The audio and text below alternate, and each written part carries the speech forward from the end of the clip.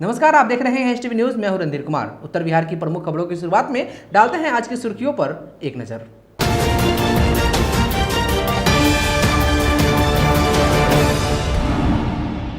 जिले में वाहन जांच अभियान हुआ तेज। बिना मास्क, बिना हेलमेट या कागजात नहीं होने पर काटा जा रहा है चालान। 3 दिनों से मृत पड़े व्यक्ति का आज हुआ अंतिम संस्कार। सिकराना अनुमंडल क्षेत्र का है मामला। सारण जिले में नहीं थमा बाढ़ का कहर। प्रशासनिक मदद नहीं मिलने से आज बाढ़ पीड़ितों का फूटा गुस्सा। मझौलिया में मानवता हुई शर्मसार। 3 वर्ष की बच्ची के साथ युवक ने की घिनौनी हरकत।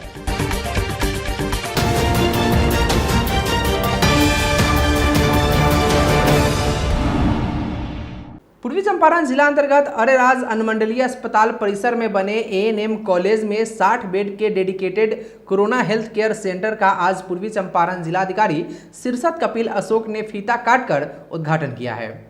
उद्घाटन के उपरांत पत्रकारों से बात करते हुए जिलाधिकारी ने बताया कि Areraj dedicated corona health care centre के तर्ज पर सभी अनुमंडल में कोरोना हेल्थ केयर सेंटर बनाया जाएगा।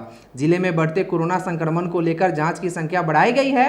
कोई भी जिला के किसी पीएचसी से लेकर रेफरल व सदर अस्पताल में जांच करवा सकता है। अरेराज के dedicated corona health care centre में कुशल चिकित्सक, एएनएम के साथ oxygen, CCTV camera, medicine centre, control room सहित अन्य सुविधाओं से लैस होगा। सीसीटीवी कैमरे से मरीज की हर गतिविधियों पर नजर रखी जाएगी। वहीं जिलाधिकारी ने स्वास्थ्य विभाग द्वारा बनाए गए dedicated corona health care centre की बेड से लेकर सभी व्यवस्थाओं की जानकारी ली और लाइट की व्यवस्था सुदृढ़ करने का निर्देश अस्पताल उपाधीक्षक को दिया। मौके पर सीएस डॉक्टर रंजीत राय, उपाधीक्षक doctor Neeraj Kumar, BDO, CO सहित अन्य पदाधिकारी उपस्थित थे। अरेराज में dedicated corona health care centre का आज यहाँ पे उद्घाटन हुआ है। मेन उद्देश्य यह है कि अभी टेस्टिंग हमने काफ़ी बढ़ा दिया है। वो RT-PCR हो, हमारा एंटीजन टेस्ट हो या ट्रूनेट का टेस्टिंग हो, तो पॉजिटिव मरीजों की संख्या बढ़ रही है। तो उसमें जो सिम्टोमेटिक रहेंगे या माइल्ड सिम्टोमेटिक जो लोग रहेंगे, इनको हम यहाँ पे रखेंगे। आपने देखा होगा कि यहाँ पे सारी सुविधाएं हम उसको दे रहे हैं। फूडिंग अरेंजमेंट, इसका लॉजिंग, उसके साथ मेडिसिन है, ऑक्सीजन है, कॉन्सेंट्रेटर है ऑक्सीजन का। उसके बाद कम्युनिकेशन के लिए यहाँ पे फ़ोन भी रखे हैं। इसके अलावा डेडिकेटेड जो है डॉक्टर्स, डेडिकेटेड एएनएम्स और डेडिकेटेड सफाई कर्मी भी यहाँ पे हम रखेंगे। मेडिसिन के लिए मेडिकल स्टोर भी यहाँ पे हमने रखा है। CCTVs भी है ताकि पेशेंट की हेल्थ को कंटिन्यूस मॉनिटरिंग किया जा सके। तो ये अभी 60 बेड वाला इन्होंने बनाया है स्वास्थ्य विभाग के द्वारा यहाँ पे। तो इसी तरीके के जो डेडिकेटेड कोरोना हेल्थ सेंटर्स है हम सभी सब डिवीजन्स में बनाएंगे ताकि पूर्वी चंपारण में जो भी पेशेंट्स हमारे यहाँ आ रहे हैं, अभी 850 के करीब हमारी संख्या है, वो बढ़ रही है टेस्ट के कारण। तो टेस्ट होने के बाद जो है हम उनको आइसोलेट कर रहे हैं, इसको क्वारंटाइन कर रहे हैं एंड ट्रीटमेंट कर रहे हैं। तो निश्चित ही आगे आने वाले 10-15 दिनों में जो है हम लोग जो है इफ़ेक्टिवली कंटेनमेंट पे सक्सेसफुल होंगे। अभी जो लॉकडाउन हो रहा है यहाँ पे, बस उसमें सभी लोगों की सहयोग की अपेक्षा है कि अननेसली जो बाहर नहीं जाना है, जो हम कहते हैं कि smash the Covid, social distancing, mask और हैंड वॉश, ये अनुपालन होना चाहिए। साथ ही में जो है कोरोना से डरने की भी आवश्यकता नहीं है। जिसको टेस्टिंग करना है यहाँ पे हमारे यहाँ PHC लेवल से, सब डिविजनल लेवल से डिस्ट्रिक्ट लेवल तक जो है अब टेस्टिंग फैसिलिटीज़ क्रिएट किया गया है। तो आप लोग आ सकते हैं निर्भीक होके और यहाँ पे टेस्टिंग भी करा सकते हैं। और जो अफोर्ड नहीं कर सकता है उन्हीं के लिए ये फैसिलिटी भी हमने डेवलप की है, तो वो लोग यहाँ रह भी सकते हैं। तो सभी पूर्वी चंपारण वासियों को अनुरोध यही रहेगा कि इस फैसिलिटीज़ का लाभ लिया जाए। और जो हमारे स्वास्थ्य विभाग के डॉक्टर्स हैं या पैरामेडिकल स्टाफ है, एएनएम्स है, बहुत अच्छा काम कर रहे हैं। इनका मनोबल भी आप यहाँ आएंगे तो निश्चित ये लोग आपको अच्छा ट्रीट करेंगे और इससे इनके मनोबल में भी वृद्धि होगी। पूर्वी चंपारण जिले में लॉकडाउन के दौरान वरीय अधिकारियों के आदेश के बाद पुलिस ने वाहन जांच अभियान को और तेज कर दिया है। इस कड़ी में आज नगर थाने के सामने वाहन जांच के दौरान विभिन्न वाहनों की जांच की गई और जो लॉकडाउन में निकले और गाड़ी के बिना कागज या बिना मास्क के थे, उनसे जुर्माने की राशि वसूली गई। वरीय पदाधिकारी का आदेशानुसार लॉकडाउन उल्लंघन के कारण वाहन चेकिंग, सघन वाहन चेकिंग चल रहा है। कम से कम इस चलते भी लोग लॉकडाउन के नियमों का पालन करें, अनावश्यक रूप से रोड पर न घूमें। बहुत लोग हैं कि सब्जी लेने भी, बगल में घर है, सब्जी लेने भी 2 आदमी बाइक से निकल जा रहा है। कोरोना के प्रचार को रोकने के लिए हम लोग सघन वाहन चेकिंग कर रहे हैं। पूर्वी चंपारण जिलाधिकारी शीर्षत कपिल अशोक के निर्देश पर यूनिसेफ, WHO व जिला स्वास्थ्य समिति के अधिकारियों की देखरेख में 3 दिनों से मृत पड़े ढाका थाना क्षेत्र के फुलवरिया निवासी मृतक अशोक जायसवाल का दाह संस्कार आज हिंदू रीति रिवाज के मुताबिक बकैया नदी के फुलवरिया घाट के पास संपन्न हुआ। जानकारी के मुताबिक मृतक अशोक जायसवाल की मृत्यु हृदय गति रुकने से गुरुवार को ही हो गई थी, लेकिन स्थानीय लोगों ने कोरोना के लक्षण से हुई मौत बताकर उक्त शव को अवैध रूप से एक खाली पड़े घर में छोड़ दी। हालांकि स्थानीय मुखिया पति सह पूर्व प्रमुख मनोज जायसवाल के पहल पर ढाका अनुमंडलीय अस्पताल के जांच टीम को बुलाकर कोरोना का जांच शुक्रवार को कराया गया, जिसमें मृतक का रिपोर्ट कोरोना पॉजिटिव पाया गया, जिसकी खबर आसपास के गांव में ही नहीं प्रखंड क्षेत्र में फैल गया व चारों तरफ दहशत का माहौल बन गया। हालांकि स्थानीय लोग, जनप्रतिनिधिगण, प्रशासनिक पदाधिकारी, स्वास्थ्य विभाग व ढाका नगर परिषद द्वारा मृतक अशोक जायसवाल के शव का दाह संस्कार की सारी कोशिशें नाकाम रही, लेकिन अंततः जिलाधिकारी के निर्देश पर यूनिसेफ के SMC doctor Dharmendra Kumar, WHO के SMO डॉक्टर सुभान अली, जिला स्वास्थ्य प्रबंधक अमित अंचल, Bharat Bhushan doctor Manish Thakur, doctor A Rahman व यूनिसेफ के BMC भागेश्वर चौधरी के उपस्थिति में जिला सदर अस्पताल पोस्टमार्टम विभाग के कार्यकर्ताओं द्वारा मृतक के शव का अंतिम संस्कार विधिवत रूप से कर दिया गया। हालांकि ढाका के प्रभारी चिकित्सा पदाधिकारी डॉक्टर SK गुप्ता, स्वास्थ्य प्रबंधक राजीव भूषण व अंचलाधिकारी अशोक कुमार भी नदी किनारे हो रहे दाह संस्कार में सम्मिलित हुए। पूर्वी चंपारण जिले के मझौलिया में मानवता को शर्मसार कर देने वाली एक घटना प्रकाश में आई है। जानकारी के मुताबिक यहां 3 वर्षीय अबोध बच्ची को दरवाजे से अपहरण कर उसके इज्जत को तार तार कर दिया गया है। घटना मझौलिया थाना क्षेत्र के माधोपुर पंचायत स्थित वार्ड नंबर 6 की है। घटना के संदर्भ में बताया जाता है कि पीड़िता के पिता ने थाने में एक आवेदन देकर कहा है कि बीती संध्या उनकी 3 वर्ष की बच्ची दरवाजे पर थी और वे लोग घर में थे। तभी माधोपुर मलाही टोला वार्ड नंबर 6 निवासी एक 22 वर्षीय युवक आया और उनकी बच्ची का मुंह दबाकर अपहरण कर भाग निकला। जब वे लोग दरवाजे पर आए तो उनकी बच्ची का कोई पता नहीं था, जिसके बाद वे अपने संग कुछ ग्रामीणों को लेकर बच्ची को खोजने लगे। खोजते खोजते दक्षिण दिशा में स्थित माई स्थान पर आए तो देखा कि उक्त युवक अबोध बच्ची के साथ घिनौनी हरकत कर भागने के फिराक में था और बच्ची खून से लथपथ पड़ी थी। मौके पर पहुंचे लोगों ने पुलिस को सूचना दी और युवक को पकड़कर पुलिस के हवाले कर दिया। आवेदक का कहना है कि आरोपित युवक उन्हें तरह तरह की धमकी दे रहा है। इधर पीड़ित बच्ची की स्थिति काफी दयनीय व नाजुक है। आवेदन के संदर्भ में थाना अध्यक्ष कृष्ण मुरारी गुप्ता ने बताया कि मामला दर्ज कर आरोपी को शनिवार को जेल भेज दिया गया है। थाना अध्यक्ष ने बताया कि पीड़िता को मेडिकल जांच के लिए बेतिया भेजा गया है। गौरतलब है कि मानवता को शर्मसार करने वाली इस घटना ने लोगों को झकझोर दिया है।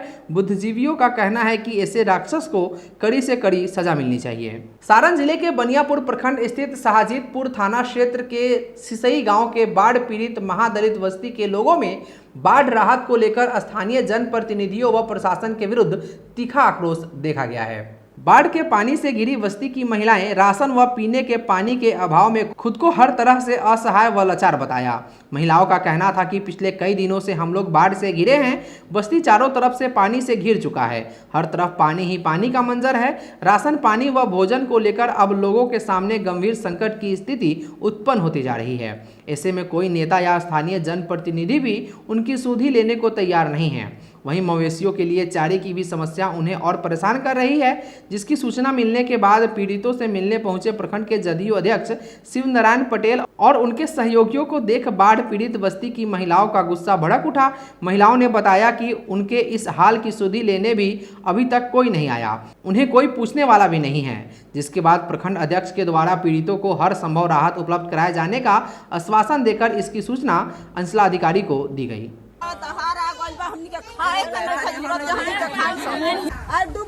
नदी के पानी से एगो रोटी नहीं खा खाई सो। अच्छा। सरकार देते नहीं खे। अच्छा। देते बतले से आही नहीं खा दे।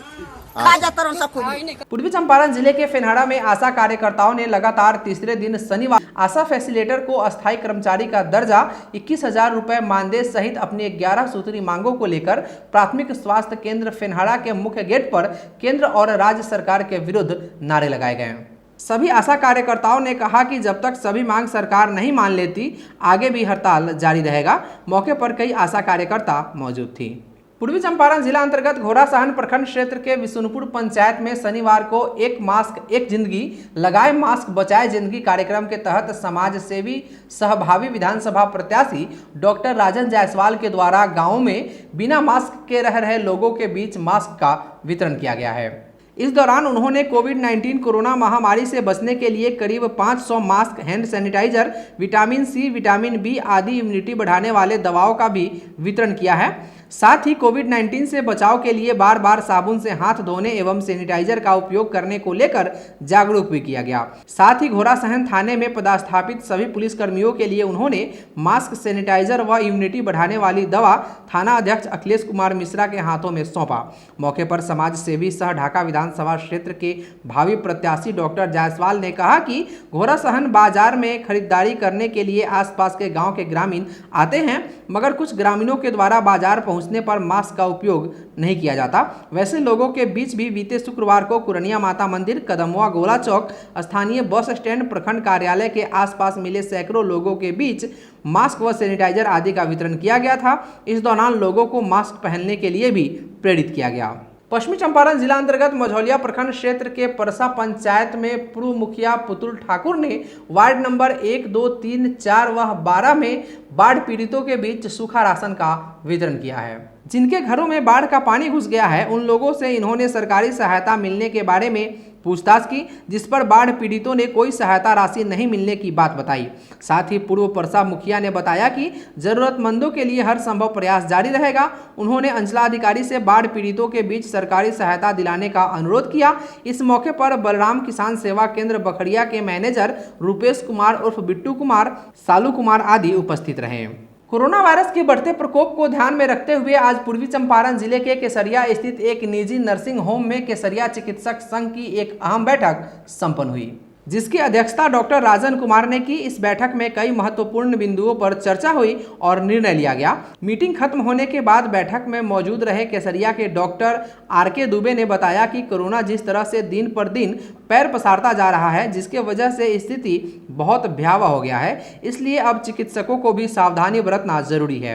इसी को ध्यान में रखते हुए आज हम लोगों ने केसरिया चिकित्सक संघ की एक बैठक बुलाकर आपस में चर्चा करके सभी ने सहमति से निर्णय लिया है कि आज से सभी निजी डॉक्टरों के पास रोजाना ओपीडी अब सुबह 9 बजे से दोपहर के 12 बजे तक ही चलेगा, जबकि इमरजेंसी सेवा पूर्व की तरह बहाल रहेगी और सभी मरीजों को मास्क पहनकर आना जरूरी रहेगा। मौके पर डॉक्टर परमेश्वर ओझा, डॉक्टर सादाब अहमद खान, डॉक्टर राकेश कुमार समेत केसरिया के सभी चिकित्सक मौजूद थे।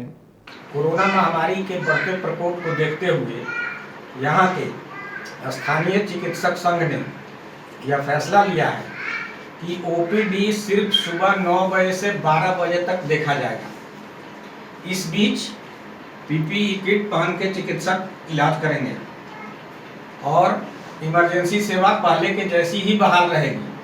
विकासशील इंसान पार्टी के राष्ट्रीय अध्यक्ष मुकेश सहनी आज पूर्वी चंपारण जिले के चकिया पहुंचे, जहां पार्टी के जिला अध्यक्ष अशोक सहनी, उपाध्यक्ष मनोज सहनी के नेतृत्व में पार्टी कार्यकर्ताओं ने फूलों का माला पहनाकर उनका भव्य स्वागत किया और इस दौरान पार्टी के तरफ से बाढ़ पीड़ितों को चिवड़ा मीठा के साथ 100 रुपए मुहैया कराए गए।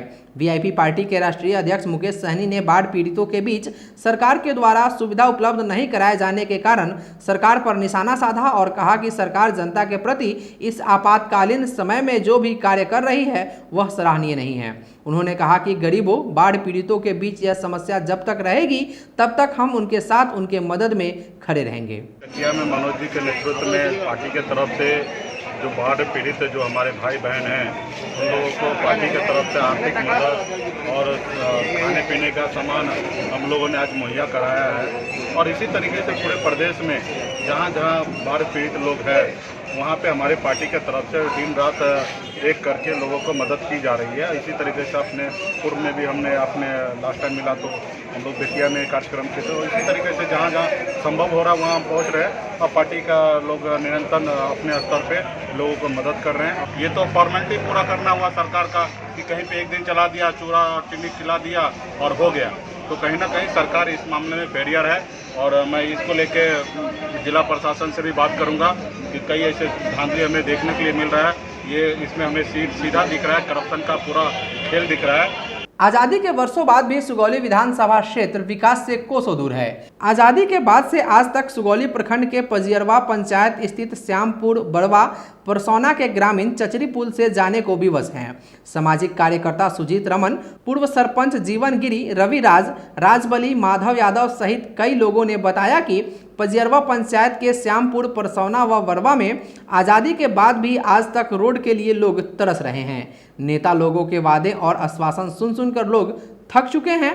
बाढ़ के समय स्थिति बहुत ही भयानक हो जाती है। ग्रामीणों ने बताया कि न पुल न रोड, लोग जिंदगी दांव पर लगाकर आने जाने को मजबूर हैं। आरोप लगाया कि जब चुनाव आता है तो नेता पुल व सड़क बनवाने की बात निश्चित रूप से करते हैं, चुनाव जीतते ही कोई हम लोगों की सुधि लेने वाला नहीं होता।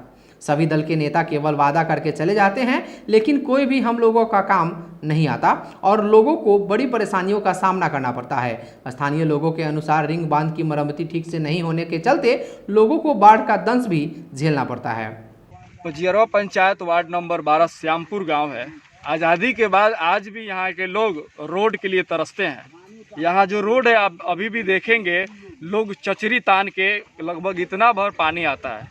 आज भी लोगों की उम्मीद है, लगभग इतने सालों से, लगभग 73 सालों से लोगों की उम्मीद है कि नेताजी आते हैं, आश्वासन देते हैं हम लोगों के लिए रोड बनेगा, लेकिन आज भी ये गांव रोड से अछूता है, कोसों दूर है। तो आप सोच सकते हैं यहाँ के लोगों को कितनी परेशानियों का सामना करना पड़ता है। मैं प्रखंड विकास पदाधिकारी और जिला अधिकारी से निवेदन करता हूँ कि जल्द से जल्द यहाँ के लोगों को समस्या को देखते हुए यहाँ की जो समस्या मूल समस्या है रोड का और पुल का, जल्द से जल्द निर्माण करने की कृपा करेंगे। नेता सब आते हैं वोट के लिए, वोटे के लिए आते हैं। जो जीत जाता है वो वोट जीत के बैठ जाता है। कुछ आज तक कोई सुनवाई हुआ? हम लोग गांव भी दो गया है, जजात तो दहिए गया है। आज तक पर कांग्रेस है तो हम कम्युनिस्ट है तो हम भाजपा ही हैं। आ कोई नेता नहीं के सुन तो हमारी लालटेन से आयल बनी कर कोई सुना आई नहीं। आई यहाँ से तब विधायक में जीता तारन भाजपा ही है, मगर वो आज तक ले ही सुनाई ना करी। मौसम विभाग ने सूबे में रेड अलर्ट जारी किया है। नेपाल के तराई क्षेत्रों और लगभग पूरे बिहार में भारी से अत्यंत भारी बारिश का अलर्ट जारी किया गया है। बताया गया है कि 11, 12 और 13 अगस्त को भारी से अत्यंत भारी बारिश हो सकती है। आज के लिए बस इतना ही। STV न्यूज़ पर प्रसारित होने वाली खबरें, प्रोग्राम्स आप GTPL के चैनल नंबर 985 और डेन के चैनल नंबर 155 के साथ साथ आप अपनी सुविधानुसार मोबाइल फ़ोन पर भी देख सकते हैं। अगर आप हमें YouTube के माध्यम से देखना चाहते हैं तो STV न्यूज़ के ऑफिशियल YouTube चैनल को सब्सक्राइब करें और बेल आइकॉन दबाकर ताज़ा वीडियोज़ की नोटिफिकेशन प्राप्त करें। फेसबुक पर हमारे साथ जुड़ने के लिए STV न्यूज़ के फेसबुक पेज को लाइक करें और ट्विटर पर STV न्यूज़ को फॉलो करें। तमाम लेटेस्ट अपडेट के लिए देखते रहिए उत्तर बिहार का सबसे तेजी से उभरता न्यूज़ चैनल STV न्यूज़, सच की आवाज़। नमस्कार।